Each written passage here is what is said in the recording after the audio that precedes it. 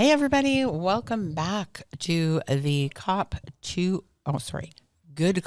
2.0 conference. I am Maria Papaioannoy, and here with me now is yet another advocate, a fellow consumer advocate, Kurt Yo, who has like the coolest name. It's Papaioannoy, yo. And yo. Oh my God, we could do like a little team. Yo and Papaioannoy. Hello, Maria. And hello. Yes, I'm waiting for my royalties from the rap industry, but it's not coming through. Oh man, go fight for them. He's the co-founder of Vaping Saved My Life out of South Africa. And thanks for coming here. This is your second cop. Correct. Good Cop. Yes. My correct. second Good Cop. I met you at Good Cop, I think, for the first In Panama, that's in correct. Panama yeah. for the first time, which was an absolutely incredible experience of experts and more experts now. You just finished your first panel discussion. That's correct, yep. Before doing all this, like what you were on the panel with Clive Bates, and in our world, Clive Bates is like, Demigod. Yes. Demigod. Yes, that's correct. Do we even have to, just a god? Well, yeah. We don't want to offend too many people. No, so Let's exactly. just offend some of them. When you started advocating for this, how long ago was that? Well, Vaping Saved My Life was officially started in June, July of 2017. But I think my advocacy started when I managed to quit smoking with the use of flavored vapes. So that's now approaching, well, it's over 11 years now. Mm-hmm. And that advocacy was basically providing products and some advice, as I was learning on the way, to colleagues and family members. And then when I left my corporate career to start a vape shop, the same thing applied. I was the first real official vape shop because we did have a vape cellar in my town, but it was being sold out of their sitting room. Necessary a shop. So I opened up the first real shop in my town. And the advocacy was just moving in that direction with helping individuals coming through the store and then giving them advice. And in 2019, I decided to scrap the entire commercial part of vaping and focus purely on advocacy. So in essence, I've been advocating for tobacco harm reduction through the use of vaping products since 11 years now. Oh, wow. When did the shift come to be more public? Like, it does take courage. For me, it's a combination of opportunity and courage. It was Clive Bates' fault. Was it? Yes. What happened? I met him in London at the e-cig summit. Okay. Because I've been watching Clive for some time and really listening to some of the points he raised, the pragmatism around it, I had to go shake his hand after the session, and I think it was at the Royal Society. I stand in a correction. And he said, no, South Africa really needs a full-time advocate, consumer advocate, to drive it, to drive these discussions. And I blame Clive for giving me the courage to just take that leap. And I also have to thank my wife. I mean, my wife has dealt with a lot of this. She's had to take on a lot of the day-to-day expenditures and income while I started this up. So a big thank you has to go to my wife for supporting me on something that's become a vocation. It's not just a career, it's an absolute vocation. And it's because of the situation I had with my family. Yeah, absolutely. Our partners are incredible. Like my husband. So technically right now, if you look at what's going on in Canada, there's a bill going through that I pretty much can get sued. God bless my husband. He's like, did you get the insurance yet? Just in case. But again, they support us. Some of the things we do is risky. We get verbally attacked. These things happen.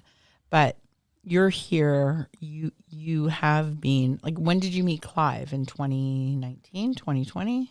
2019, when I actually had a face-to-face with Clive, yes. Because after COVID, you're looking like you're at more events. You're out there. You're speaking on more global level. That's with me too. But it does take courage an opportunity, and you had the opportunity to meet Clive. It took your courage just to go up to him and say thank you. It's not easy when you see someone that is a subject matter expert in the space that No, absolutely. that you're learning and you want to make a difference. So again, I use those two words, courage and opportunity, because we can all have the courage we want, but if we don't create or find the opportunities to get our voice out here, like Good Cop 2.0, it is an opportunity, and I'm thankful to the organizers. No, absolutely. I mean, particularly, coming from the global south and probably one of the, most south countries in the world, and being an African country, we don't get to see people like Clive and the likes migrate to and have big discussions. So we have to literally kick down doors to have these conversations with them. And I've been noted to not be very subtle. I kind of ask for forgiveness rather than permission. So I took the opportunity, as you said, to interrupt Clive's conversation and introduce myself. But it was Clive that said, "Listen, you need to do this, and you need to do this in a big way." And I saw that as a way to go forward. Well, absolutely. People and I also think if we get advice from people that we respect and value, we should give it the time and effort to think about it and action it to the best of our abilities. Doesn't mean we have to do exactly what they say, but if you think about it, it makes a huge difference. I'm going to ask you a question, what people might not know, and I found out, I think it was at GFN, which blew my mind away, is that vaping products are illegal in South Africa, but you collect a tax from them. Well, no, they're not technically illegal. Oh, okay, sorry. So no, they're not. They're not regulated at all. The only time they were ever just mentioned in regulations in South Africa was during the lockdown, the pandemic lockdown, and that was the first time they actually recognized the product to say, "Well, we recognize these products, but now you can't buy them because we're locking down." Obviously, when that raised, or when that decision was reversed, the next time it actually was mentioned was during our tax bill, where they decided to tax it. But since 2018, the vaping products, or what's termed in the bill as the electronic nicotine or non-nicotine delivery systems, has been in the proposed bill since 2018. But that bill's been just literally floating around since then. So effectively, we have no regulations around vaping products, but there's a tax. Okay. That just blows. I mean, first there should be regulations, crazy, recognizing them, doing all this, finding a regulatory framework. Hey, I'm going to tell you, from a country that got regulated, just keep it where it's at. Well, it's actually an interesting thing, because I've raised it a couple of times, particularly in some of the discussions that I've had with our Treasury Department, our Department of Finance, and saying, so basically what you're saying is that the only thing that anybody can buy these products, including the kids, so literally a 7-year-old can go into a shop and buy a vape product. As long as they pay the tax, it's fine, correct? Which obviously generates some raised eyebrows. Yeah, effectively that's what it is that anybody can buy these products, irrespective of how they're regulated or the standards, as long as you pay the tax, that's all. I'm going to tell you something. If you can find a way just to add a few little regulations, but that's not going to happen. No. You're looking at a country like Canada that went from, oh, these regulations are wonderful, to honestly some of the most prohibitive in the world, only because they were mismanaged from the top coming down, and it's from the bottom coming up where they're making it more difficult. But again, I'm going to change that with consumers, with experts and stuff like that. And that's only because we continue to share stories. And that's something Vaping Saved My Life is the basis of, changing stories, correct? Well, that's sharing stories. So it was, yes. I mean, the whole premise around Vaping Saved My Life was a platform that we created on Facebook, where we invited former smokers, now vapers, to share their stories on how they had managed to quit smoking with vaping products. Unfortunately, in 2019, December 2019, Facebook deleted all of those testimonials because it went against community guidelines. So we had to start all over again in 2020.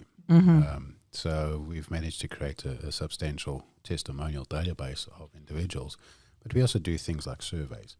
And then obviously I interact with policymakers when I'm given the opportunity, and do interviews with our press when given an opportunity.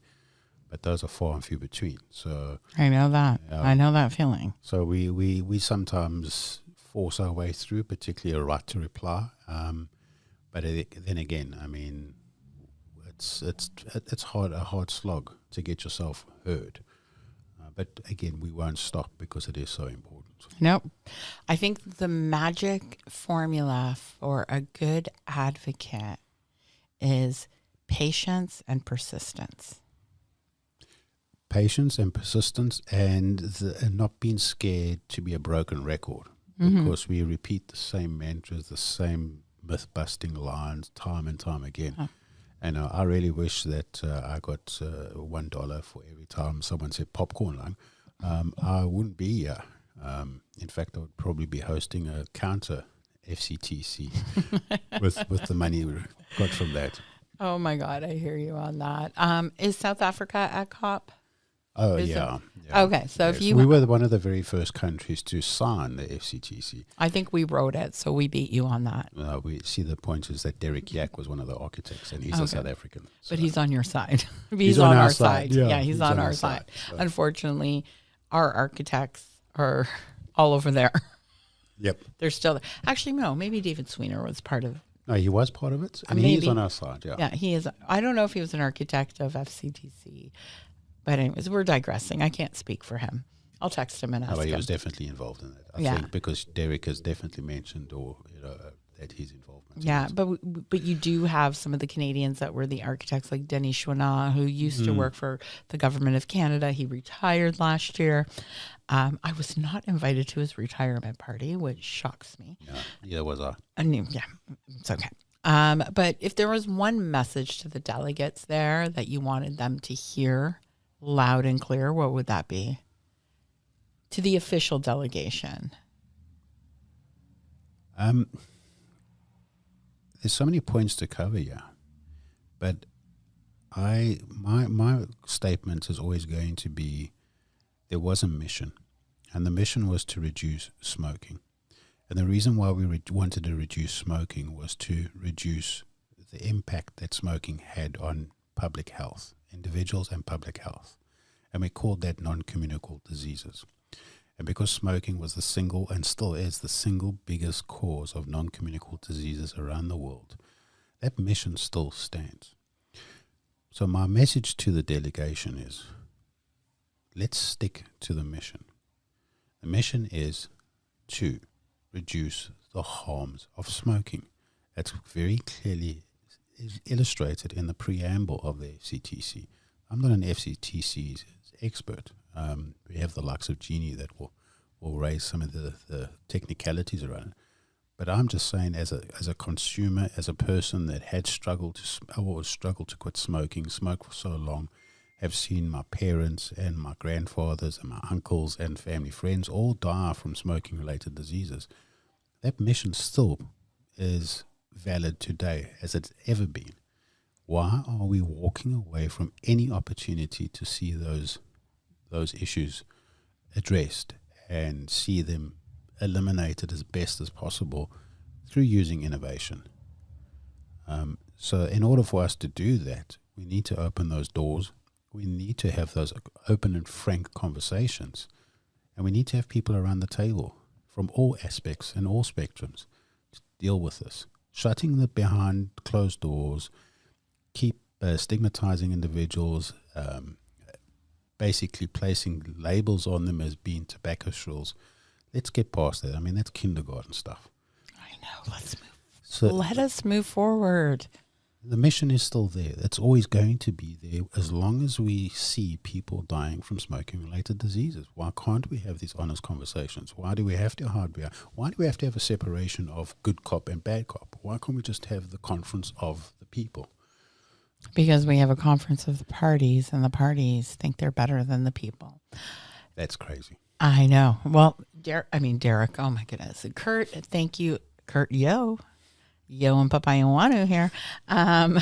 Thank you, Maria. Thank you very much. Thanks so much for joining us here. For everyone else, please follow along All Good Cop during our time here in Geneva. You can use the link in the description of this podcast.